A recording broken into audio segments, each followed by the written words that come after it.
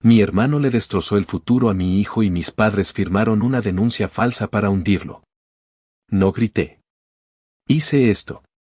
3 meses después, mi hermano rogaba por un trabajo y mis padres me suplicaban perdón.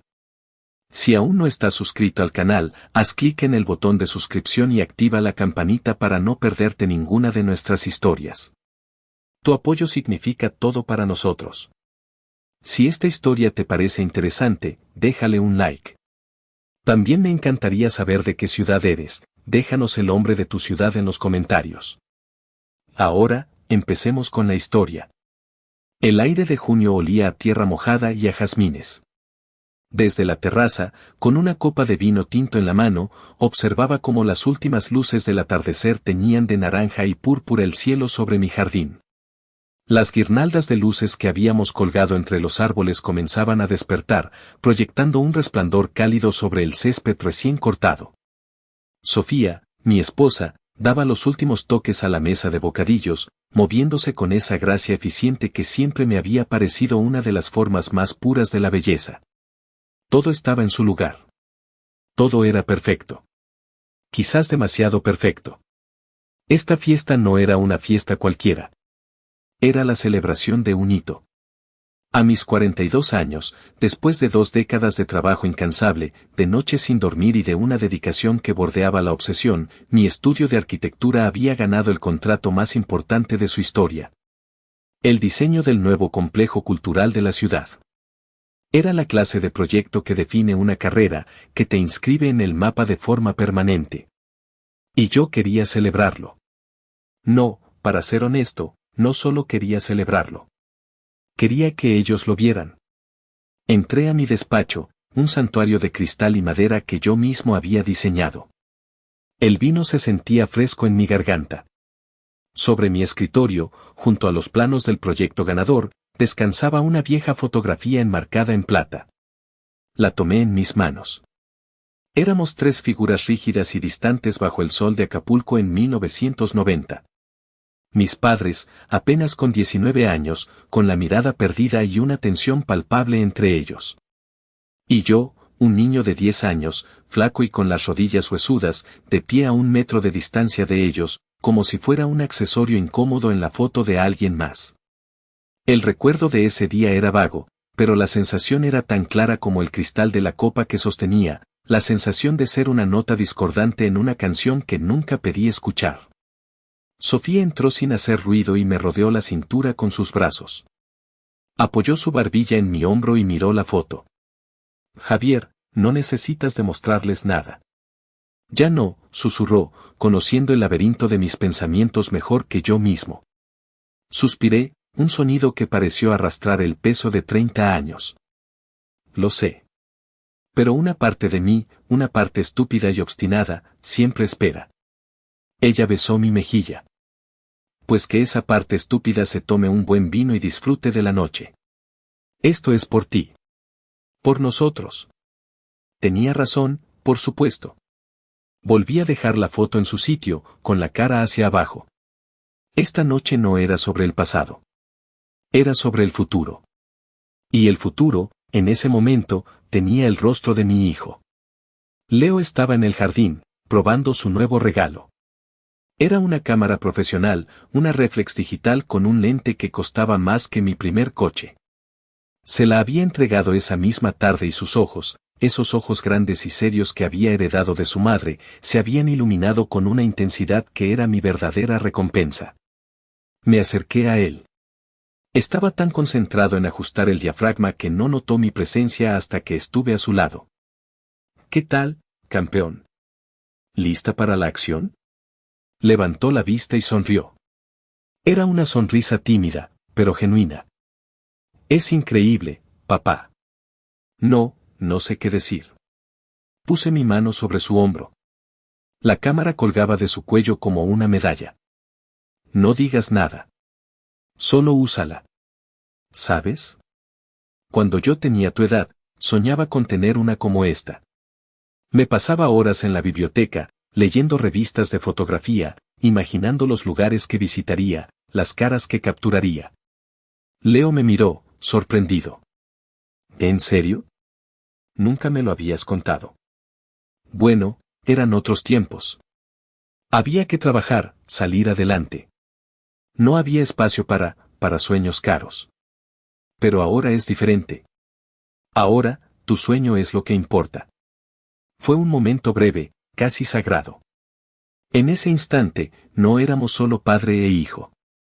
Éramos dos fotógrafos, dos soñadores, unidos por un objeto que representaba mucho más que su valor monetario.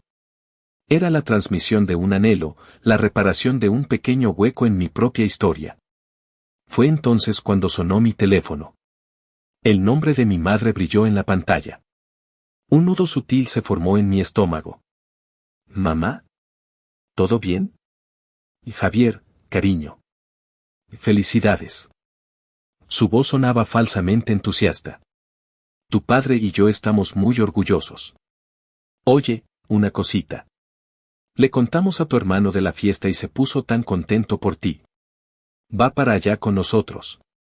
Solo para darte un abrazo, ¿sabes? Para compartir la alegría en familia.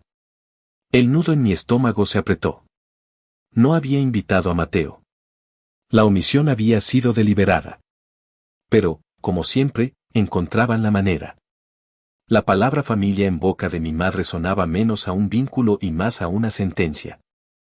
Claro, mamá, dije, mi voz más plana de lo que pretendía. Aquí los esperamos. Colgué y miré el jardín perfectamente iluminado, la comida perfectamente dispuesta, la vida perfectamente construida que había levantado con mis propias manos.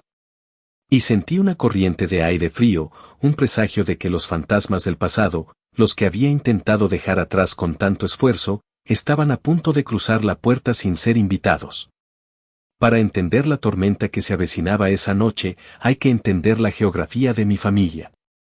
No es una historia complicada, pero sus fallas tectónicas son profundas y peligrosas. Mis padres me tuvieron a los 18 años. No fue el resultado del amor juvenil ni de un plan de vida, fue el resultado de una noche de descuido en la parte trasera de un coche prestado. Fui la consecuencia, el ancla que los ató a una realidad para la que no estaban preparados. Nunca me dijeron arruinaste nuestras vidas, pero no hizo falta. Lo leí en sus miradas cansadas, en las discusiones que terminaban con un portazo, en los largos periodos que pasaba en casa de mis abuelos mientras ellos intentaban resolver sus cosas. Crecí sintiéndome como un huésped temporal en mi propia vida, un recordatorio andante de sus sueños frustrados. Mi padre desaparecía por semanas y volvía con olor a un perfume diferente y con la billetera vacía. Mi madre intentaba llenar el vacío con salidas nocturnas que la dejaban durmiendo hasta mediodía. Yo aprendí a ser silencioso, a no dar problemas, a sacar buenas notas. Aprendí a ser autosuficiente porque no me quedaba otra opción. Cuando cumplí 20 años, y justo cuando pensaba que por fin se separarían para siempre, ocurrió lo impensable. Se enamoraron. O, al menos, representaron una versión muy convincente de ello. Dejaron de pelear y empezaron a susurrarse cosas al oído. Empezaron a ir al cine los domingos, a planear vacaciones. Y entonces, como culminación de ese renacimiento tardío, decidieron que querían hacerlo bien esta vez.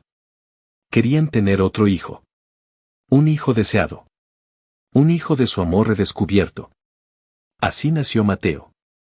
Mateo no nació, fue inaugurado. Desde el primer día, fue tratado no como un bebé, sino como un milagro. Era la prueba viviente de que mis padres habían triunfado sobre su pasado. Era su segunda oportunidad, su proyecto de redención. Y volcaron en él todo lo que a mí me habían negado. No hablo solo de dinero, aunque también hubo mucho de eso. Hablo de atención, de paciencia, de un orgullo desmedido por cada logro, por más minúsculo que fuera. Recuerdo una tarde, yo tenía 25 años y acababa de graduarme con honores en la carrera de arquitectura. Fui a casa de mis padres para darles la noticia, con mi título enrollado en la mano como si fuera el cetro de un rey. Mi padre lo miró, asintió con la cabeza y dijo, «Ah, qué bien, hijo. Felicidades». Luego se giró porque Mateo, que entonces tenía 5 años, se había caído de la bicicleta en el jardín y había empezado a llorar. Mi padre corrió hacia él, lo levantó en brazos, Lo llenó de besos y le prometió comprarle un helado más grande que su cabeza. Yo me quedé allí, de pie en la sala, con mi título en la mano, sintiéndome tan invisible como a los 10 años. Esa era la dinámica. Javier es fuerte, Javier puede solo. Mateo es sensible, a Mateo hay que cuidarlo. Con los años, esa dinámica se solidificó. Yo me abrí camino por mi cuenta. Empecé mi propio estudio en un pequeño local rentado, trabajando 16 horas al día. Me casé con Sofía, una mujer que veía mi valor sin necesidad de que yo se lo demostrara. Compramos esta casa, que entonces era una ruina, y la reconstruimos viga a viga con nuestras propias manos. Criamos a Leo, enseñándole el valor del esfuerzo, la amabilidad y la honestidad. Mientras tanto, Mateo crecía a la sombra de la sobreprotección. Nunca tuvo que esforzarse por nada. Si quería algo, lo obtenía. Si fracasaba en algo, la culpa era siempre de los demás, del maestro que le tenía manía, del amigo que lo había influenciado mal, del mundo que era demasiado injusto.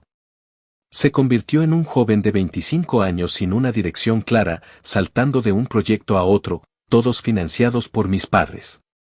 Era carismático y superficial, con una arrogancia que apenas lograba ocultar una profunda inseguridad. Él no me odiaba. Odiaba lo que yo representaba. Cada uno de mis éxitos era, para él, un espejo que le devolvía la imagen de su propio estancamiento. Mi casa era más grande, mi carrera más sólida, mi familia más estable. Y en lugar de verlo como una inspiración, lo veía como una ofensa personal. En las reuniones familiares, siempre encontraba la manera de lanzarme pequeños dardos envenenados, comentarios sarcásticos disfrazados de bromas sobre mi obsesión por el trabajo o mi vida aburrida y predecible. Yo aguantaba. Aguantaba por esa estúpida esperanza de la que hablaba Sofía. La esperanza de que, algún día, mis padres me miraran con el mismo orgullo con el que miraban a su milagro. La esperanza de que, algún día, pudiéramos ser una familia normal. Por eso había organizado esa fiesta. Era una ofrenda de paz, una invitación a mi mundo, una demostración de que mi éxito también podía ser el de ellos. Quería que mi padre me diera una palmada en la espalda y me dijera, lo lograste, cabrón. Estoy orgulloso de ti. Quería que mi madre me mirara y viera al hombre en el que me había convertido, no al niño que fue un error de cálculo. Mientras esperaba su llegada, recordé el día que le conté a mi padre que iba a nacer Leo. Él simplemente dijo, pues a ver si a este no lo descuidas como nos pasó a nosotros. La frase me golpeó como una bofetada. No había malicia en ella, solo una abrumadora falta de conciencia. Ellos no se veían a sí mismos como los padres negligentes que habían sido. En su narrativa, el abandonado había sido el abandonador. Y yo, el hijo, cargaba con la culpa de su fracaso. Ese era el legado. Yo era el borrador, el primer intento fallido. Mateo era la obra maestra. Y esa noche, sin saberlo, la obra maestra venía dispuesta a destruir la galería entera con tal de seguir siendo la única pieza en exhibición. Llegaron una hora después de que la fiesta hubiera comenzado. Los vi desde la terraza, cruzando el jardín. Mi padre, con la espalda un poco más encorvada que la última vez que lo vi, pero con el mismo aire de suficiencia. Mi madre, aferrada a su brazo, sonriendo a los invitados como si fuera la anfitriona. Y detrás de ellos, como una sombra petulante, venía Mateo. No venía solo. Lo acompañaba un tipo llamado Carlos, uno de esos amigos parásitos que se pegan al que tiene dinero para la cuenta. Mateo vestía unos jeans rotos de diseñador y una camiseta con un logo estridente que probablemente costaba más que mi primer sueldo. Su sola presencia parecía absorber la luz cálida del jardín y reemplazarla con una energía nerviosa y cortante. Fui a recibirlos, forzando una sonrisa. Papá, mamá. Qué bueno que vinieron. Mi padre me dio unas palmadas en el hombro, un gesto mecánico y vacío. No nos la íbamos a perder, hijo. Vaya que te ha ido bien. Esta casa está, grande. En su boca, grande no sonaba como un cumplido, sino como una acusación de ostentación. Mi madre me dio un beso en la mejilla que se sintió como el roce de un papel de lija. Felicidades, Javier. Sabíamos que llegarías lejos. Siempre tuviste esa ambición. Ambición. Otra palabra que, en su diccionario, era sinónimo de egoísmo. Luego se adelantó Mateo. Me extendió la mano, pero en lugar de un apretón firme, sus dedos apenas rozaron los míos. Felicidades, hermanito, dijo, con una sonrisa que no le llegaba a los ojos. Vaya fiestón. ¿Cerrando tratos hasta en casa? Señaló con la cabeza a un par de mis socios más importantes que charlaban animadamente cerca de la piscina. Ignoré la puya. Pásenle, están en su casa. Hay de todo para comer y beber. Se dispersaron. Mis padres fueron interceptados por unos tíos y comenzaron a hablar, gesticulando hacia la casa como si estuvieran describiendo un zoológico exótico. Mateo y Carlos, sin embargo, comenzaron a circular con un propósito. Se movían como depredadores en un territorio ajeno, observando, juzgando. Los vi acercarse a la mesa de bocadillos. Mateo tomó un canapé de salmón, lo olió con gesto teatral y lo volvió a dejar en la bandeja. Muy gourmet todo, ¿no? Le dijo a Carlos, lo suficientemente alto para que yo lo oyera. A mi hermano siempre le ha gustado aparentar. Sentí una punzada de ira, pero la ahogué con un trago de vino. Sofía se acercó y me tomó del brazo. No le hagas caso, me dijo en voz baja. No dejes que te arruiné la noche. No lo hará, respondí, aunque no estaba del todo seguro. El punto de quiebre, el primer temblor antes del terremoto, llegó media hora después. Estaba en mi despacho, mostrando los renders del nuevo proyecto en la pantalla grande a mis socios, el señor Curie y el arquitecto de la Peña. Estaban visiblemente impresionados. Era un momento de orgullo puro, de validación profesional. Dejé los planos impresos sobre la gran mesa de roble para que los vieran en detalle. Eran el resultado de meses de trabajo, de noches en vela. Cada línea, cada medida, había sido dibujada y redibujada hasta alcanzar la perfección. En ese momento, Mateo entró al despacho sin llamar, con Carlos pisándole los talones. Llevaba una copa de whisky en la mano. Vaya, vaya. La oficina del jefe, dijo, arrastrando las palabras. Se acercó a la mesa y se apoyó en ella, peligrosamente cerca de los planos. ¿Qué es esto? ¿Los planos para tu próximo castillo? El señor Curie, un hombre de la vieja escuela, frunció el ceño ante la interrupción. Javier, tu hermano, supongo, dijo con frialdad. Sí, respondí, intentando mantener la compostura. Mateo, estamos en medio de algo importante. Mateo sonrió, una sonrisa torcida y desafiante. Uy, perdón. No quería interrumpir los asuntos de los hombres importantes. Solo buscaba más hielo. Al decir esto, hizo un gesto amplio con la mano que sostenía la copa. El whisky se derramó, un charco ambarino que se extendió rápidamente sobre la esquina de los planos, manchando el papel grueso, borrando las líneas precisas que tanto me había costado trazar. El silencio en el despacho fue total. Mis socios miraron la mancha, luego a Mateo, luego a mí. La cara de Mateo mostraba una falsa sorpresa. Ops. ¡Qué torpe soy! Lo siento, hermanito. Espero que no fuera nada irreemplazable. Lo dijo con un tono que dejaba claro que sabía perfectamente que sí lo era.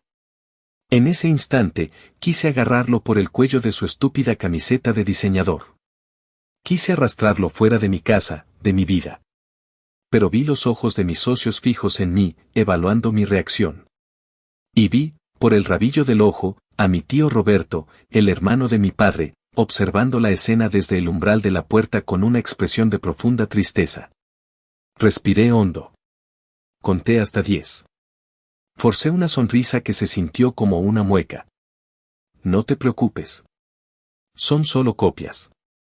Pasa a menudo. Mentí. Eran los originales. Mis socios, diplomáticos, entendieron la señal. Se despidieron poco después. Mientras los acompañaba a la puerta, el señor de la Peña me puso una mano en el hombro. Tienes más paciencia que un santo, Javier.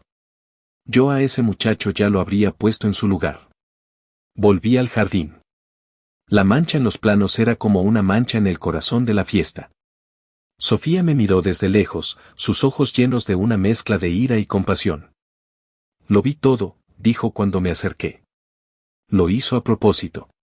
Javier, ¿hasta cuándo? ¿Hasta cuándo vas a permitir que te falte el respeto en tu propia cara, en tu propia casa? Esta noche no, Sofía, le supliqué. Por favor. Solo quiero que esta noche sea tranquila. Pero la tranquilidad ya se había roto. La primera grieta había aparecido en la fachada de mi vida perfecta. Y yo, en mi necedad, seguía creyendo que podía repararla con un poco de cemento y buena voluntad, sin darme cuenta de que el problema no era una simple grieta. Era que los cimientos mismos estaban podridos. La fiesta continuó, pero algo en el aire había cambiado. La atmósfera se sentía más pesada, como si la humedad previa a una tormenta hubiera descendido sobre nosotros. Yo intentaba socializar, sonreír, actuar como el anfitrión orgulloso, pero una parte de mi mente estaba en alerta máxima, siguiendo los movimientos de Mateo como un radar. Leo, ajeno a la tensión subterránea, seguía inmerso en su propio mundo. Se movía entre los invitados con su cámara, capturando sonrisas, gestos, momentos fugaces. Era discreto, casi invisible, pero su lente lo veía todo. Lo observé desde lejos, sintiendo una punzada de orgullo.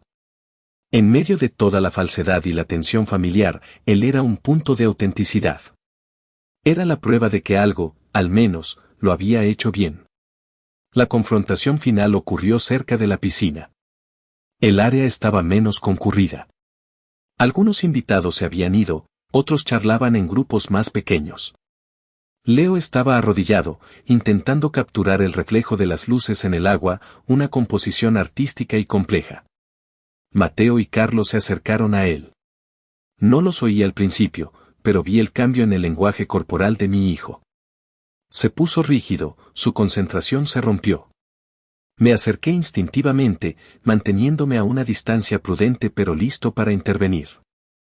¿Qué haces, sobrino? ¿Jugando al fotógrafo famoso? Dijo Mateo, su voz cargada de desdén. Leo se levantó, visiblemente incómodo.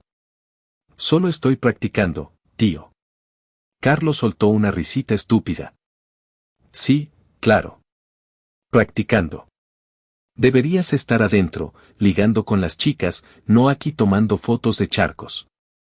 Déjame en paz, por favor, dijo Leo, su voz firme pero respetuosa.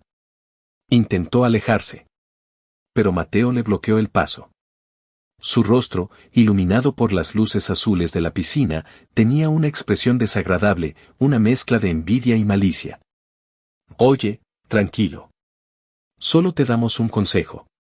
Esta camarita, dijo, y le dio un golpecito al lente con el dedo, no te va a conseguir nada en la vida. Es un juguetito caro, nada más. Para mí no es un juguete, replicó Leo, y por primera vez, noté un temblor de ira en su voz. Significa mucho para mí. Ah, ¿sí? ¿Significa algo? Mateo sonrió, una sonrisa que me heló la sangre. A ver, déjame ver qué tan significativa es. Antes de que Leo pudiera reaccionar, Mateo le arrebató la cámara. Se la quitó del cuello con un tirón brusco. Tío, no. Devuélvemela. Gritó Leo, intentando recuperarla. Fue entonces cuando intervine. Mateo, basta. Dásela ahora mismo, dije, mi voz sonando extrañamente calmada, una calma que precede al huracán. Todos los que estaban cerca se giraron para mirar. El silencio se extendió como una onda expansiva. Mateo me miró, y en sus ojos vi un destello de pánico y desafío. Se sintió acorralado, expuesto. Y un animal acorralado siempre ataca. ¿O qué? Espetó. ¿Vas a echarme de tu palacio, hermanito? ¿Vas a llamar a tus guardias? Sostuvo la cámara en alto, como un trofeo grotesco. Esto es lo que pasa con tus estúpidos sueños, Javier, Ciceo, y su voz ya no era para mí, era para una audiencia imaginaria, para los fantasmas de su propia mediocridad. ¿Crees que puedes comprarlo todo? ¿Crees que eres mejor que nadie? Y entonces, con un movimiento deliberado, un arco de violencia pura, arrojó la cámara al suelo de piedra. El sonido. Nunca olvidaré ese sonido. No fue un estruendo, fue un crujido seco, enfermizo. El sonido de plástico y cristal haciéndose añicos. El sonido de la óptica de precisión convirtiéndose en basura. La cámara rebotó una vez, y varias piezas salieron disparadas en distintas direcciones. Leo soltó un grito ahogado, como si le hubieran golpeado en el estómago. Por un instante, el tiempo se detuvo. Nadie se movió. Nadie respiró. Yo miré los restos de la cámara, y luego miré a Mateo. Y en ese momento, algo dentro de mí, algo que había estado agrietado durante 40 años, se rompió para siempre. No era la cámara. No era el dinero. Era el acto. Era la profanación. Era la violencia gratuita contra algo puro, algo que simbolizaba la esperanza y el futuro. El puente que yo había intentado construir entre mi pasado frustrado y el futuro brillante de mi hijo, él lo acababa de demoler con un solo gesto de odio. Y entonces, para completar su obra maestra de vileza, Mateo tropezó hacia atrás, como si hubiera perdido el equilibrio. Sus ojos se abrieron con una sorpresa fingida, y se dejó caer al suelo, no con fuerza, pero sí con un dramatismo calculado. Se agarró el brazo y gritó, una nota aguda y penetrante que rompió el silencio. Me empujó. Y mi brazo. El niño me empujó. Miré a Leo. Estaba paralizado, con las manos a medio levantar, como si se estuviera rindiendo ante un crimen que no había cometido. Su rostro, pálido y lleno de incredulidad, era el retrato de la inocencia asaltada. El puente no solo estaba roto. Acababan de prenderle fuego y estaban acusando a mi hijo de ser el pirómano. El grito de Mateo fue la señal de arranque. La escena, que había estado congelada en un instante de shock, explotó en un caos coreografiado. Carlos, su amigo, fue el primero en reaccionar. Lo vi. Yo lo vi todo. Exclamó, corriendo hacia Mateo. Leo lo empujó. Lo aventó contra el suelo. Fue una mentira tan descarada, tan burda, que por un momento pensé que nadie podría creerla. Pero entonces, como si hubieran estado esperando su entrada en el guión, aparecieron mis padres. Corrieron desde el otro lado del jardín, con el rostro desencajado por una alarma que parecía perfectamente ensayada. Mi madre se arrodilló junto a Mateo, apartando a Carlos con un gesto de autoridad. Mateo. Mi vida, mi niño. ¿Qué te pasó? Sollozaba, acunando el brazo de su hijo de 25 años como si fuera un recién nacido. Mi padre no miró a Mateo. Me miró a mí. Y después a Leo. Su rostro era una máscara de furia y decepción. Una decepción que no estaba dirigida al mentiroso que se revolcaba en el suelo, sino al nieto que permanecía de pie, pálido y tembloroso. ¿Qué hiciste? Me espetó, no a Leo, sino a mí. La acusación era implícita, tu hijo, tu responsabilidad, tu culpa. ¿Cómo dejaste que pasara esto? Yo no hice nada, dijo Leo, su voz apenas un susurro. Pero nadie lo escuchaba. Claro que hiciste algo. Gritó mi padre, avanzando un paso. Mira a tu tío. Le rompiste el brazo. Eso no es verdad. Intervino Sofía, que se había acercado y ahora estaba de pie junto a Leo, una leona protegiendo a su cachorro. Fue Mateo quien rompió la cámara y luego se tiró al suelo. Todos lo vimos. Todos era una exageración. Algunos invitados miraban con confusión, otros se habían alejado discretamente, no queriendo formar parte del drama familiar. Pero para mis padres, solo había una verdad. Mi madre levantó la vista del brazo supuestamente herido de Mateo. Sus ojos, inyectados en lágrimas de cocodrilo, se clavaron en Leo. Malcriado. Después de todo lo que tu padre ha hecho por ti. Eres un malagradecido, un violento. Y entonces, sacó su teléfono del bolso. Sus dedos temblaban, pero no de miedo. Temblaban de una determinación siniestra. Voy a llamar a la policía, anunció al aire, como si estuviera declarando la ley marcial. Esto es una agresión. Y tiene que haber consecuencias. La palabra policía colgó en el aire, pesada y absurda. Miré a mi alrededor. Mi fiesta, mi celebración, se había convertido en la escena de un crimen ficticio. Mis socios y amigos me miraban con una mezcla de lástima y desconcierto. Mi casa, mi santuario, se sentía profanada. Y yo no dije nada. Una calma gélida se había apoderado de mí. Era como estar en el ojo de un huracán, un punto de quietud absoluta mientras el mundo se despedazaba a mi alrededor. Observé la escena como si fuera una película, un espectador de mi propia tragedia. Vi a mi madre marcando el número de emergencias, su voz alterada y quebrada al hablar con el operador. Vi a mi padre consolándola, lanzándome miradas de reproche por encima de su hombro. Vi a Mateo, quejándose en voz baja, interpretando el papel de víctima con una entrega digna de un premio. Y vi a Leo, mi hijo, mi niño, con la cara bañada en lágrimas silenciosas de pura impotencia. Fue entonces cuando mi mirada se cruzó con la de mi padre. Durante un segundo, solo un segundo, mantuvimos el contacto visual. En sus ojos no vi la ira de un padre defendiendo a su hijo herido. Vi algo más. Vi una decisión. Una elección deliberada de creer la mentira porque la verdad era demasiado inconveniente. La verdad significaba admitir que su hijo perfecto era un desastre. La verdad significaba admitir que habían fracasado. Y mi padre, en ese instante, decidió que prefería sacrificar a su nieto en el altar de su propia negación. No pudo sostenerme la mirada. La desvió, volviendo su atención a la escena principal del drama. Y en ese desvío, en esa cobardía, lo entendí todo. Entendí que yo no era su hijo. Era su coartada. Y Leo era simplemente un daño colateral. Sofía me apretó el brazo. Javier, di algo. Por el amor de Dios, haz algo, suplicó en un susurro desesperado. Pero yo no podía moverme. No podía hablar.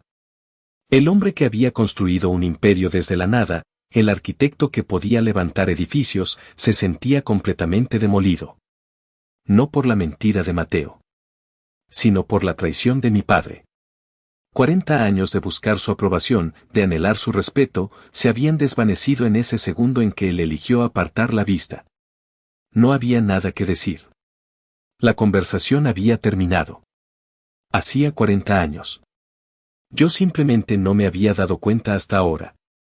Las luces azules y rojas de una patrulla comenzaron a reflejarse en las ventanas de mi casa. La farsa estaba a punto de volverse oficial. Y yo seguía allí, de pie, en silencio. No era la calma de la derrota. Era la quietud aterradora de la rabia cuando se cristaliza, cuando se convierte en algo sólido, frío y peligrosamente afilado. La guerra no había terminado. Apenas estaba comenzando. Y yo, por primera vez en mi vida, estaba listo para pelear. No por su aprobación, sino por mi hijo. Por la verdad. Y por los restos de mi propio nombre. La llegada de la policía transformó la atmósfera de irrealidad en una pesadilla burocrática.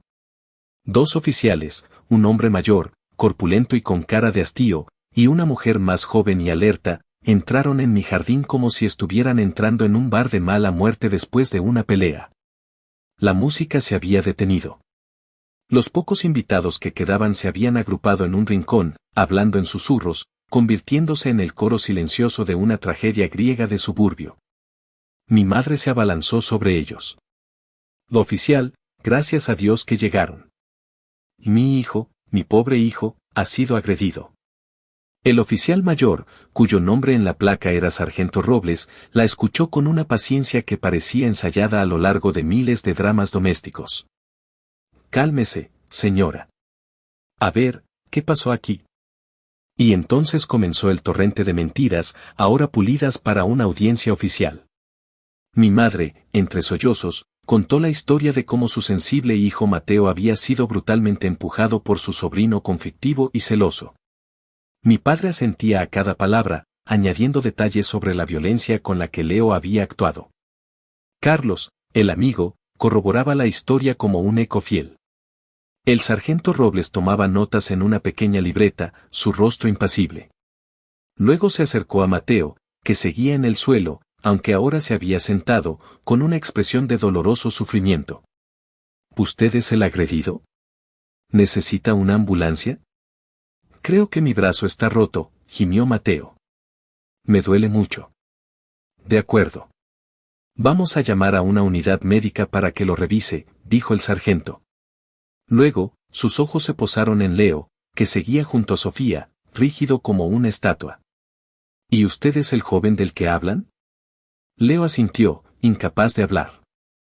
¿Usted empujó a su tío? Preguntó el sargento, su tono neutro pero con un filo de acusación. No, dijo Leo, su voz apenas audible. Él miente, intervino mi padre de inmediato. Yo lo vi. Estábamos a unos metros, lo vimos todo. El muchacho se puso como loco y lo aventó. Sentí como si me hubieran dado un puñetazo en el diafragma. Lo vimos todo. La mentira ya no era una simple distorsión. Era un testimonio. Un perjurio en proceso. El sargento Robles me miró por primera vez. ¿Usted es el padre del menor?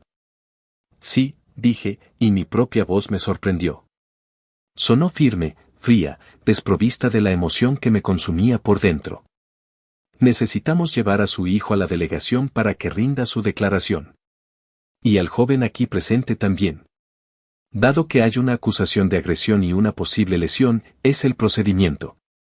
Mi hijo no va a ninguna parte, dijo Sofía, su voz temblando de furia. Él es la víctima aquí. El tío le rompió su cámara. Señaló los restos del aparato en el suelo. El sargento Robles miró los pedazos de plástico y metal con desinterés. De eso también tomaremos nota, señora. Pero ahora mismo, la prioridad es la denuncia de agresión. Señor, se dirigió a mí, coopere, por favor. Es lo mejor para su hijo. Si todo es un malentendido, se aclarará en la delegación. Sabía que no tenía opción. Discutir solo empeoraría las cosas. Puse mi mano en el hombro de Leo. Estaba temblando. Está bien, campeón. Vamos a ir. Vamos a contarles lo que pasó de verdad. Todo va a estar bien. No creo que me creyera. Yo mismo no estaba seguro. La imagen que siguió quedará grabada en mi memoria para siempre, mi hijo, de 17 años, subiendo a la parte trasera de una patrulla. No estaba esposado, pero la humillación era la misma. Sofía y yo lo seguimos en nuestro coche. El trayecto fue silencioso, un vacío lleno de ira, miedo y una incredulidad paralizante. La delegación era un lugar frío, impersonal, iluminado por luces fluorescentes que hacían que todo el mundo pareciera enfermo. Olía a desinfectante barato y a desesperación. Nos hicieron esperar en una sala con sillas de plástico naranja. A Mateo y a mis padres los llevaron a otra oficina. Después de lo que pareció una eternidad, un oficial nos llamó. Nos llevaron a una pequeña habitación sin ventanas. Leo se sentó frente a un escritorio, y yo a su lado. El sargento Robles le hizo las mismas preguntas una y otra vez. Leo contó su versión de los hechos, su voz ganando un poco de fuerza a medida que hablaba. Contó lo de la cámara, los insultos, como Mateo se la había arrebatado y la había destrozado antes de tirarse al suelo. El sargento lo escuchaba, pero su rostro no mostraba nada. Era un muro. Cuando Leo terminó, el sargento se reclinó en su silla. Mira, muchacho. Tenemos 3 testigos presenciales que dicen que tú empujaste a tu tío. Tu mamá, tu papá, bueno, tus abuelos, y un amigo de la familia. Y solo tenemos tu palabra en contra. ¿Entiendes cómo se ve esto? La injusticia de esa frase era tan aplastante, tan absoluta, que me sentí sin aire. La verdad no importaba. Lo que importaba era el peso numérico de las mentiras. Mi hijo no miente, dije, mi voz dura como el acero. Y sus testigos están cometiendo perjurio. El sargento Robles me dirigió una mirada cansada. Señor, entiendo que quiera defender a su hijo. Pero le recomiendo que consiga un buen abogado. Por ahora, el joven puede irse con ustedes. Pero la investigación sigue abierta. La fiscalía decidirá si se presentan cargos. Salimos de esa habitación sintiéndonos como si hubiéramos sido interrogados por un crimen que no cometimos. En la sala de espera, vimos a Mateo saliendo de otra oficina, con el brazo en un cabestrillo improvisado. Al vernos, esbozó una pequeña sonrisa de triunfo. Mi madre lo rodeó con el brazo, lanzándonos una mirada de odio puro. De vuelta en el coche, el silencio era aún más pesado que antes. Leo miraba por la ventana, las luces de la ciudad reflejándose en sus ojos llenos de lágrimas contenidas. Fue en ese momento, en la oscuridad del coche, rodeado por el fracaso y la traición, que la rabia fría dentro de mí terminó de forjarse. Ya no era una emoción. Era un plan. Ellos habían hecho su movimiento. Habían usado el sistema, las mentiras, los lazos de sangre como un arma. Muy bien. Ahora me tocaba a mí. Y yo no iba a usar gritos ni súplicas. Iba a usar la única cosa que ellos, en su mundo de engaños, habían olvidado. Iba a usar la verdad. Y la verdad, a veces, puede ser el arma más destructiva de todas. Llegamos a casa y el silencio nos recibió como un sudario. Los restos de la fiesta, vasos a medio beber, servilletas arrugadas, el eco de risas que ahora parecían una burla, ensuciaban la perfección que tanto me había esforzado en crear. Sofía se movió por la casa de forma mecánica, recogiendo, limpiando, como si intentara borrar la mancha de la taradora de la noche, no solo del suelo, sino de nuestras vidas. Leo subió directamente a su cuarto sin decir una palabra. Lo oí cerrar la puerta con una suavidad que era más alarmante que un portazo. Le preparé un té que no quería y se lo llevé.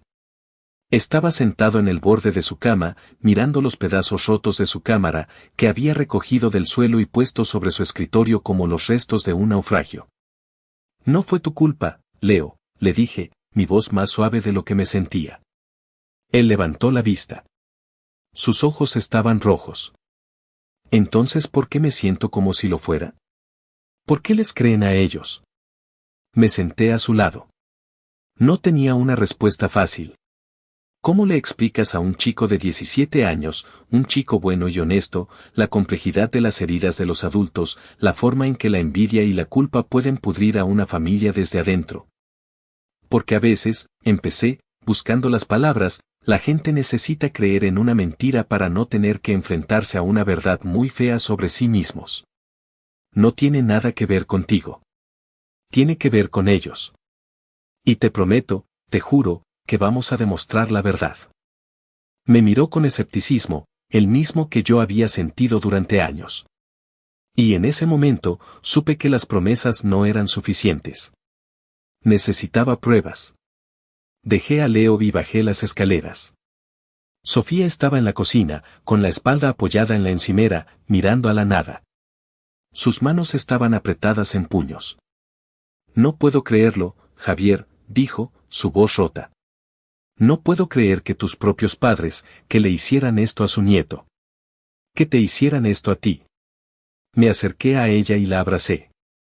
Se sentía tensa, vibrando de una ira impotente. Ya no son mis padres, dije, y las palabras salieron con una certeza que me sorprendió a mí mismo.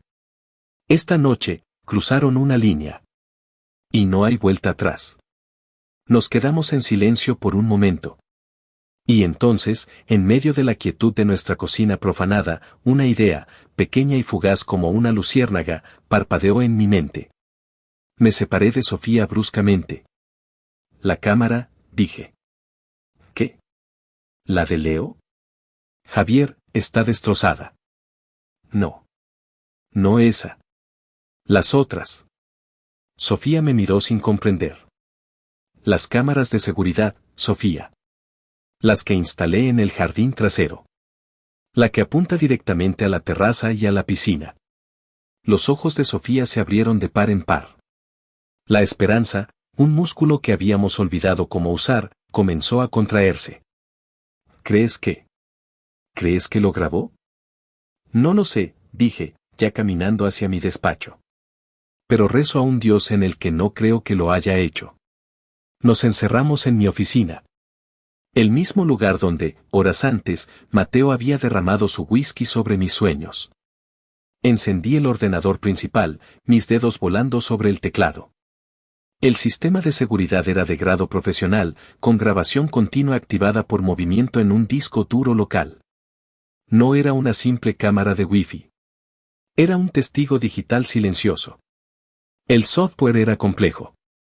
Navegué por la línea de tiempo, una larga franja gris marcada con picos de actividad. Fui directamente a la hora del incidente. El corazón me latía con fuerza en el pecho. Hice clic en el clip correspondiente. La pantalla se llenó con una imagen granulada pero clara. Era una vista de ángulo amplio del jardín trasero. Sin audio, solo la imagen cruda y silenciosa. Vimos la escena desarrollarse como un ballet macabro. Vimos a Leo, arrodillado. Vimos a Mateo y a Carlos acercarse. Vimos la discusión, evidente en sus gestos. Y entonces, lo vimos. Vimos a Mateo arrebatarle la cámara a Leo. Vimos el tirón, la sorpresa en el rostro de mi hijo. Vimos mi propia figura entrando en el cuadro, mi voz obviamente llamándole la atención. Y vimos el momento clave, en una claridad innegable, el brazo de Mateo levantándose y arrojando la cámara al suelo. No hubo empujón. No hubo forcejeo. Leo estaba a más de 1 metro de distancia, con las manos a los lados. Luego vimos a Mateo dar un paso atrás, tropezar con sus propios pies y dejarse caer de una manera que, sin el sonido de sus gritos, parecía ridícula y teatral. Sofía soltó un grito ahogado y se tapó la boca con la mano. Yo seguí mirando, rebobinando y reproduciendo la secuencia una y otra vez. Ahí está, susurré. Ahí está, Sofía. La puta verdad. Sentí una oleada de triunfo tan intensa que casi me mareó. Era la prueba. La bala de plata. El arma que necesitaba para demoler el castillo de mentiras que habían construido. Ya no era la palabra de mi hijo contra la de 3 adultos. Era la palabra de 3 mentirosos contra la realidad grabada en alta definición. Guardé el archivo de video en 3 dispositivos diferentes. Lo subí a una nube privada. Lo miré una última vez, memorizando cada fotograma de la traición. Ellos habían traído a la policía a mi casa. Habían intentado manchar el nombre de mi hijo. Habían convertido mi celebración en una pesadilla. Pero en su arrogancia, habían olvidado algo fundamental sobre mí. Soy un arquitecto. Conozco cada rincón de la estructura que construyo. Y ellos acababan de cometer su crimen justo enfrente del ojo infalible de mi creación. El juego había cambiado. Y yo tenía el tablero entero en mis manos. Con el video en mi poder, sentí una oleada de poder frío y lúcido. Mi primer instinto no fue llamar a la policía ni a un abogado. Fue un impulso más primitivo, más personal. Quería que ella lo viera. Quería que mi madre viera la verdad irrefutable de lo que su hijo predilecto había hecho, y quería escuchar el sonido de su mundo de mentiras desmoronándose por teléfono. Marqué su número. Contestó al segundo tono, su voz todavía cargada de una indignación autoinducida. ¿Qué quieres, Javier? ¿Llamas para disculparte por haber criado a un delincuente? Tomé una respiración profunda, manteniendo mi voz estable. Te acabo de enviar un video por WhatsApp, mamá. Míralo. Ahora. Hubo una pausa. La oí decir algo a mi padre en el fondo. ¿Un video? ¿De qué estás hablando? No voy a ver ninguna de tus. Míralo, la interrumpí, con un filo en la voz que la hizo callar. Es de la cámara de seguridad del jardín. La que apunta a la piscina. Silencio. Un silencio largo y tenso. Podía imaginarla abriendo el mensaje, sus ojos entrecerrándose para enfocar la pequeña pantalla. Podía imaginar el momento exacto en que la imagen granulada se volvía innegable. El robo. El lanzamiento. La caída fingida. Cuando finalmente habló, su voz era diferente.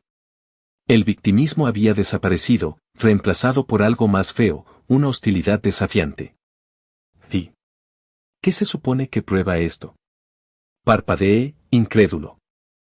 ¿Qué se supone que prueba? Prueba que Mateo mintió. Prueba que él rompió la cámara y se tiró al suelo. Prueba que Leo no lo tocó. Por favor, Javier. Espetó, su voz subiendo de volumen. Esto es ridículo.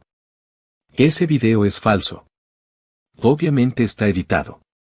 La acusación me dejó sin palabras por un segundo. La audacia, la pura desfachatez de la negación, era algo de otro planeta. ¿Editado? Mamá, es la grabación directa del sistema de seguridad. No me quieras ver la cara de estúpida. Gritó. Todo el mundo sabe que te pasas el día con computadoras y programas de esos. Tu esposa trabaja con esas cosas. Seguro usaron esa inteligencia artificial para hacer quedar mal a tu hermano. ¿Es que odias tanto a tu familia? ¿Quieres destruirnos?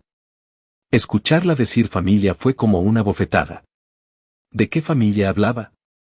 ¿De este nido de víboras que estaba dispuesto a devorar a sus propias crías para proteger al más débil y venenoso? Te mostré la verdad, mamá, dije, mi voz ahora mortalmente tranquila. Y tú elegiste no verla. Eso es todo lo que necesitaba saber. Colgué antes de que pudiera responder.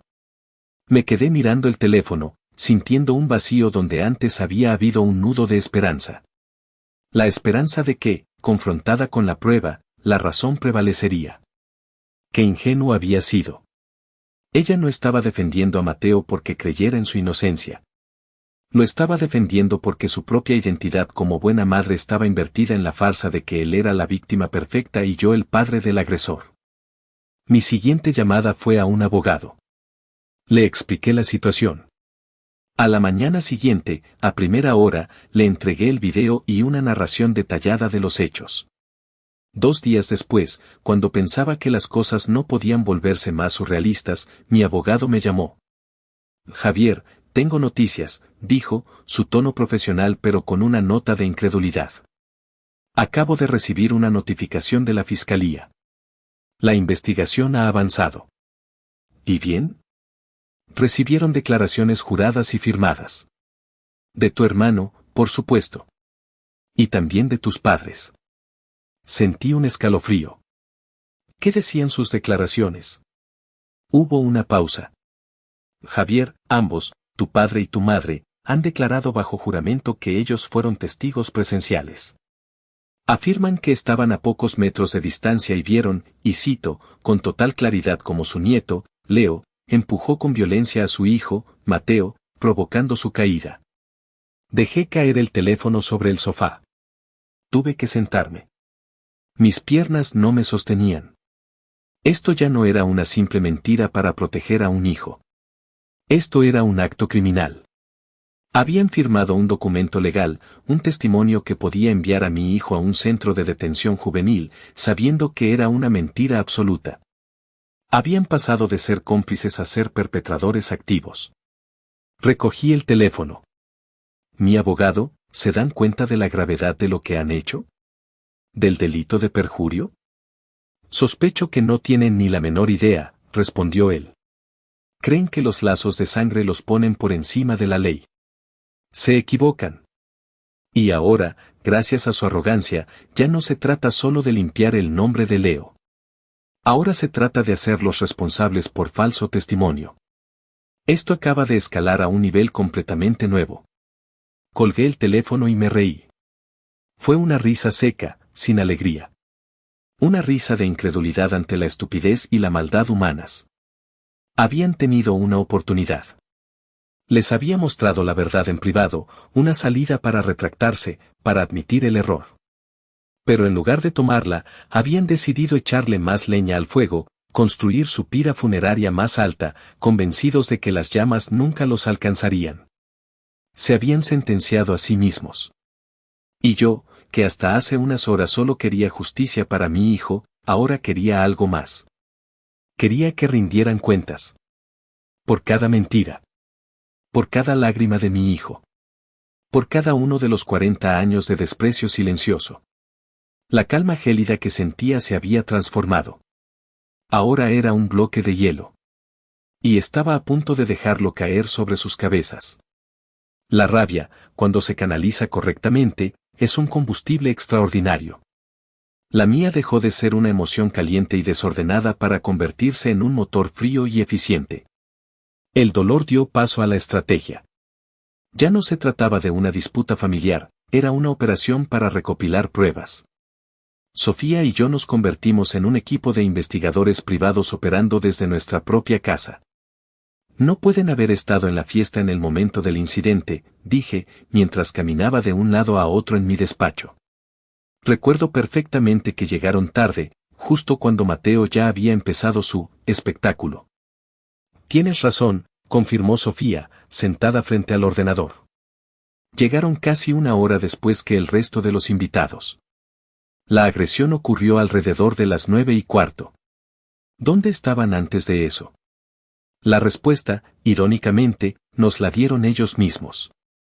En su afán por proyectar una imagen de una vida social activa y sofisticada, mis padres eran usuarios compulsivos de las redes sociales. Mi madre, en particular, documentaba cada salida, cada comida, cada compra, como si su existencia dependiera de la validación de los me gusta. Abrí su perfil de Facebook. Y allí estaba.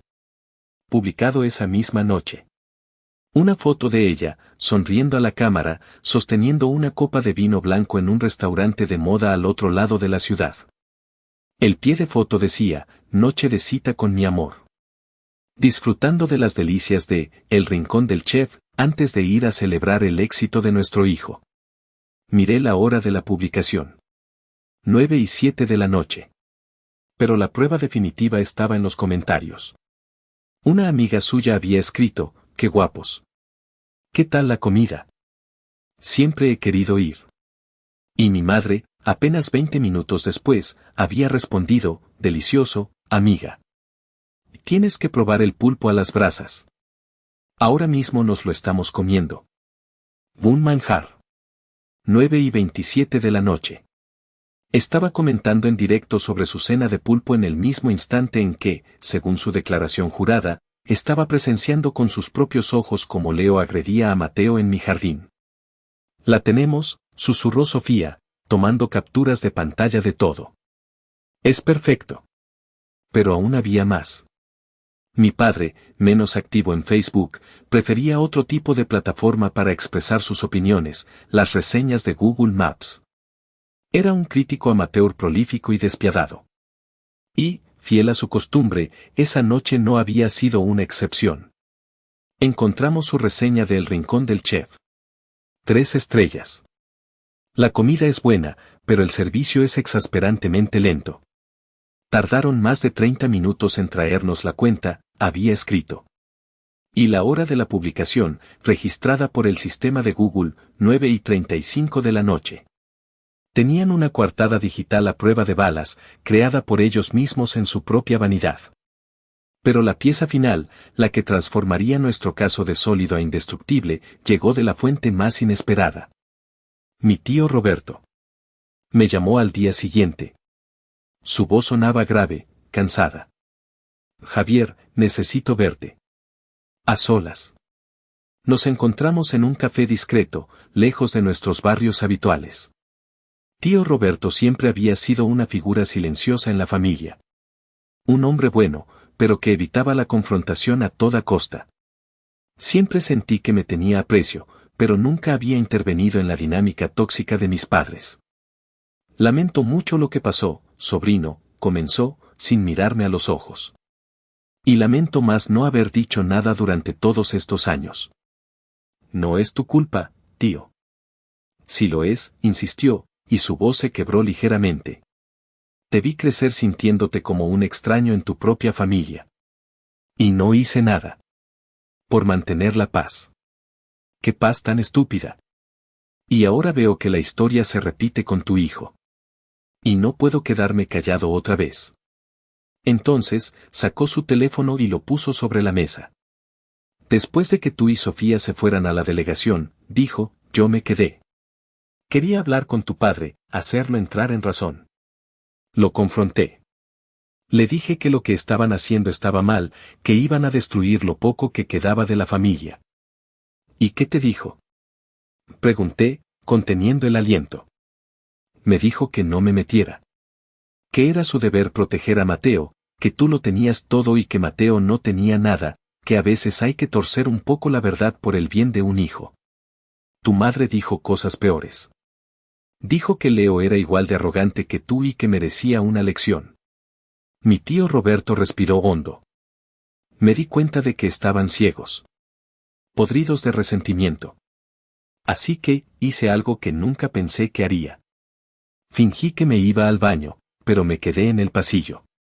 Y cuando volvieron a hablar del tema, grabé esto. Apretó un botón en su teléfono. Y entonces, escuché sus voces. Las voces de mis padres, nítidas y claras, grabadas en el teléfono de mi tío. Voz de mi madre, no me importa lo que diga Javier o lo que muestre. Yo diré que vi a ese niño empujar a mi Mateo. Punto. No voy a dejar que su hijo perfecto destruya al mío. Voz de mi padre, lo sé, mi amor, lo sé. Ya está hecho. Firmaremos lo que haya que firmar.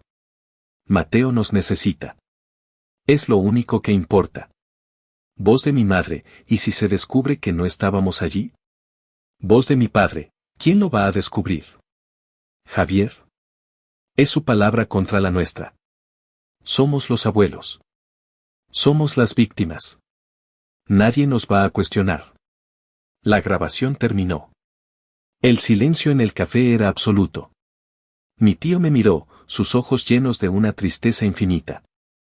Lo siento, Javier. Sé que son tus padres. Pero lo que están haciendo, no es de padres. Es de monstruos. Tomé el archivo de audio que me envió.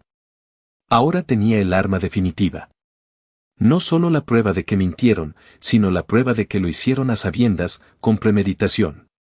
Tenía la confesión. Esa tarde, mi abogado recibió un nuevo paquete de información, capturas de pantalla, metadatos de geolocalización, reseñas de Google y un archivo de audio que era, en esencia, una sentencia de muerte para su credibilidad. La cacería había terminado. Ahora solo quedaba esperar el golpe de gracia. Con el arsenal de pruebas que teníamos, la estrategia de nuestro abogado fue simple y brutalmente efectiva. No buscó una confrontación pública ni un juicio mediático. Solicitó una reunión privada con el fiscal del distrito a cargo del caso, presentando el expediente completo. No era una súplica, era una demostración de fuerza. La reacción de la fiscalía fue inmediata y decisiva. La maquinaria legal, que inicialmente se había movido en contra de mi hijo, giró 180 grados con la fuerza de una revelación innegable. La primera llamada que recibimos fue del sargento Robles. Su tono ya no era de hastío ni de sospecha. Era de una disculpa profesional, casi avergonzada. Señor Javier, dijo, le hablo para informarle que todos los cargos y la investigación contra su hijo, Leo, han sido desestimados. Formalmente y con efecto inmediato. En nombre del departamento, le pido una disculpa por las molestias que esto le haya causado a usted y a su familia. A mi familia, pensé. ¡Qué ironía! Gracias, sargento, respondí, sin añadir más. La segunda fase del plan se puso en marcha. A Mateo y a mis padres se les ofreció un acuerdo para evitar un juicio público que, como les dejó claro el fiscal, perderían de forma humillante y que podría acarrear consecuencias penales mucho más graves, incluyendo tiempo en la cárcel por perjurio. La reunión de mediación se llevó a cabo en una sala de conferencias anónima en el edificio de los juzgados. El aire era denso y estaba cargado de una tensión gélida. Entramos Sofía, Leo, nuestro abogado y yo. 10 minutos después, entraron ellos, mis padres y Mateo, acompañados de un abogado de oficio que parecía tan abrumado y derrotado como sus clientes. Fue la primera vez que los veía desde la noche de la fiesta. Habían envejecido 10 años en una semana. Mi padre tenía la mirada perdida en el suelo, sus hombros caídos. Mi madre, despojada de su arrogancia, parecía una pequeña ave asustada, con los ojos hinchados y enrojecidos. Y Mateo. Mateo era la imagen de la autocompasión. Llevaba el brazo todavía en un cabestrillo, un accesorio teatral que ahora resultaba patético. Ninguno de los tres se atrevió a mirarnos. El mediador leyó los términos del acuerdo, su voz monótona llenando el silencio de la sala. Para Mateo, se retirarían los cargos de agresión a cambio de que se declarara culpable de vandalismo y de presentar una denuncia falsa. Su sentencia, 80 horas de servicio comunitario, asistir a un curso de manejo de la ira y control de impulsos, y la restitución total del valor de la cámara de Leo y de los honorarios de mi abogado. Para mis padres, los cargos de perjurio se suspenderían a cambio de una declaración formal admitiendo haber mentido en su testimonio. Una multa económica considerable y una orden de restricción que les prohibía contactar o acercarse a Leo durante un año. Nuestro abogado se inclinó hacia mí. ¿Estás de acuerdo con los términos, Javier? Miré a mi hijo. Leo estaba sentado con la espalda recta, su rostro sereno. Ya no había miedo en sus ojos, solo una dignidad tranquila. Asintió levemente. Eso era todo lo que necesitaba. Estamos de acuerdo, dije, mi voz clara y firme. El abogado de ellos se aclaró la garganta. Mis clientes aceptan los términos. Se firmaron los papeles. Durante todo el proceso, que duró unos 20 minutos, no se cruzó ni una sola palabra entre las dos familias. Yo no sentía la necesidad de hablar. Mi silencio era mi declaración. Mi presencia era mi victoria. Verlos allí, humillados, obligados a firmar un documento que consagraba su propia mentira y su propia derrota, era una retribución más elocuente que cualquier grito o insulto. Cuando todo terminó, nos levantamos para irnos. Al pasar junto a ellos, mi madre levantó la vista. Sus ojos se encontraron con los míos. Estaban llenos de lágrimas, y en ellos vi una súplica desesperada. Susurró mi nombre, un sonido casi inaudible. Javier. No me detuve. No cambié mi expresión. Seguí caminando, con Sofía a mi lado y mi mano en el hombro de Leo. Atravesamos la puerta y la dejamos atrás, sentada en medio de las ruinas del mundo que ella misma había incendiado. No sentí alegría. No sentí un triunfo exultante. Sentí un vacío. Un espacio limpio. La calma que llega después de una cirugía dolorosa pero necesaria, cuando el tumor ha sido extirpado y solo queda la herida limpia, lista para empezar a cicatrizar. El precio de la mentira había sido su dignidad. El precio de la verdad había sido mi familia. En ese momento, sentí que había pagado un precio justo.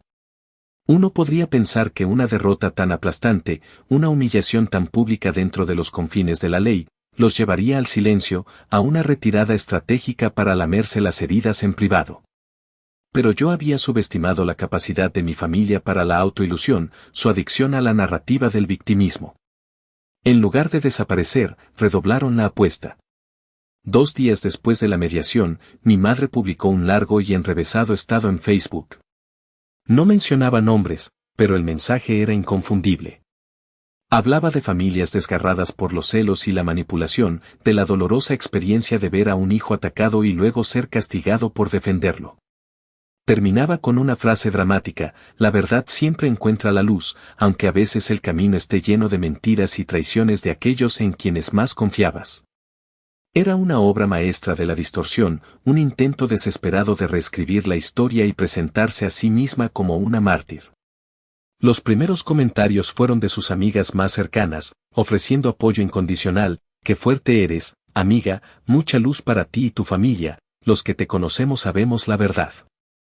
Por un momento, sentí una oleada de la vieja rabia. La audacia de mentir de esa manera, incluso después de haber sido legalmente refutados, era asombrosa. Sofía me quitó el teléfono de las manos. No lo leas. No vale la pena. Ya ganamos la guerra, Javier. No te enredes en sus guerrillas de redes sociales. Tenía razón.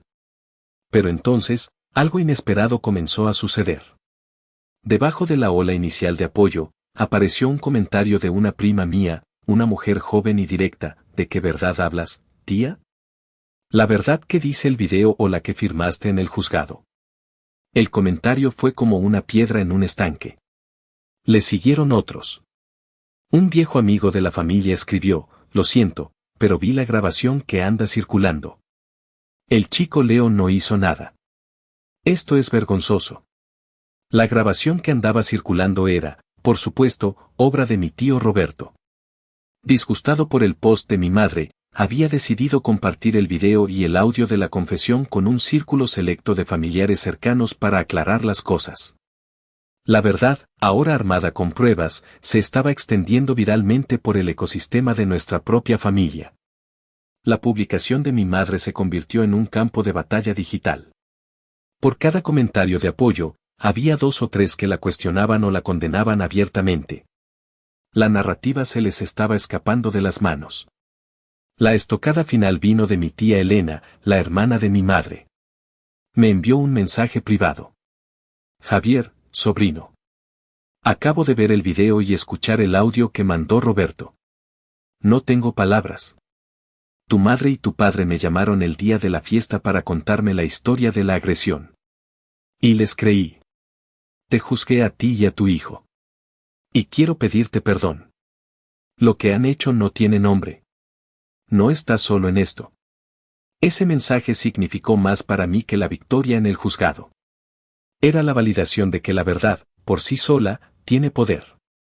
Mis padres, en su pánico, intentaron un último y patético contraataque. Crearon un grupo de WhatsApp con la familia principal y enviaron un largo texto sobre cómo estaban siendo víctimas de una campaña de desprestigio orquestada por mí, usando tecnología para falsificar pruebas. Nadie respondió. El silencio en ese grupo de chat fue ensordecedor. Fue entonces cuando tomé mi decisión final. No fue una decisión impulsiva, tomada con rabia. Fue una decisión tranquila, lógica, como la de un arquitecto que condena un edificio con daños estructurales irreparables. Abrí mis contactos. Busqué mamá. Seleccioné bloquear contacto. Hice lo mismo con papá y Mateo. Luego salí del grupo familiar de WhatsApp. Con cada toque en la pantalla, sentía un peso que se levantaba de mis hombros. No era un acto de odio. Era un acto de preservación. Era la construcción de un muro, no para mantenerlos fuera, sino para mantenerme a mí y a mi verdadera familia a salvo. Le conté a Sofía lo que había hecho. Me abrazó. Es el final de un capítulo muy largo y doloroso, dijo. Y el comienzo de uno nuevo. Uno que escribiremos solo nosotros. Miré a Leo, que había estado observando todo en silencio. Me acerqué a él. Se acabó, campeón. De verdad. Él me miró, y por primera vez en semanas, vi una chispa de su antigua luz en sus ojos. Dejó escapar un largo suspiro, como si hubiera estado conteniendo la respiración desde la noche de la fiesta. Gracias, papá, dijo en voz baja. Por no rendirte. Nunca, le respondí, y en esa única palabra estaba la promesa que definiría el resto de mi vida. La familia de la que provenía se había reducido a cenizas por el fuego de sus propias mentiras. Pero de esas cenizas, la mía, la que yo había construido, emergía más fuerte y más unida que nunca. Han pasado 6 meses. El silencio, al principio, se sentía extraño, como el zumbido que queda en los oídos después de un ruido muy fuerte. Estaba acostumbrado al ruido constante del drama familiar, a las llamadas, a las demandas emocionales. Ahora, el silencio es paz. Es el sonido de las mañanas de domingo sin llamadas telefónicas tensas. Es el sonido de la cena sin la anticipación de una crisis inminente. Es el sonido de la libertad. Mateo cumplió su servicio comunitario en un centro de reciclaje municipal. Según mi tío Roberto, se pasó las 80 horas quejándose del olor y tratando de que otros hicieran su trabajo. Nadie le hizo caso. Ahora, sin el colchón financiero de mis padres, la multa y mis honorarios de abogado les habían afectado más de lo que admitirían, está buscando un trabajo de verdad por primera vez en su vida. No le está yendo bien. Mis padres intentaron contactarme una vez. Hace un mes, llegó una carta a mi despacho. Reconocí la caligrafía de mi madre en el sobre. Era una larga misiva de 4 páginas, llena de autojustificaciones, culpas veladas hacia mí por no saber perdonar y una disculpa final tan hueca y condicional que se deshacía en las manos. No la leí entera.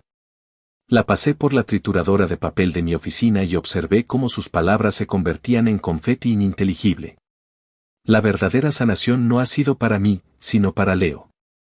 La terapia le ha ayudado, pero lo que realmente lo ha curado ha sido el espacio. El espacio para ser el mismo sin el juicio o la toxicidad de la familia extendida. Su pasión por la fotografía ha florecido de una manera increíble. Con el dinero de la restitución, se compró una cámara aún mejor que la anterior. Y hace 2 semanas, tuvo su primera pequeña exposición en una galería local. Fui con Sofía. La sala estaba llena de sus amigos, de nuestros amigos, de gente que genuinamente lo aprecia. Sus fotografías cubrían las paredes, imágenes llenas de una sensibilidad y una belleza que me dejaron sin aliento.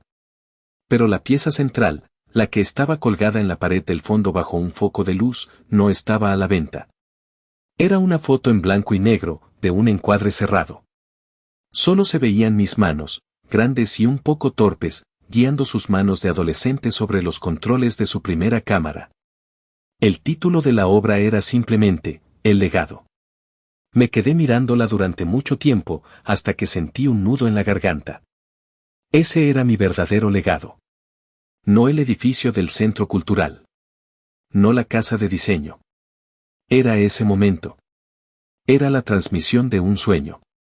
Era la protección de ese sueño contra todo y contra todos. Más tarde esa noche, mientras Sofía y yo nos sentábamos en la terraza, en el mismo lugar donde todo había comenzado, ella me tomó de la mano. «Lo lograste, Javier», dijo en voz baja. ¿El proyecto? No, respondió, y su sonrisa brilló bajo las luces del jardín. Construiste un hogar. Uno de verdad. Miré hacia las estrellas, el aire de la noche fresco y limpio. Y por primera vez en mi vida, me sentí completo. La búsqueda de la aprobación de mi padre había terminado. La necesidad de demostrar mi valor se había evaporado. Había encontrado mi lugar. No en la mirada de mis padres, sino en el respeto de mi hijo, en el amor de mi esposa, en la paz de mi propio corazón. Había construido un hogar cuya estructura no era de hormigón y acero, sino de verdad y de amor.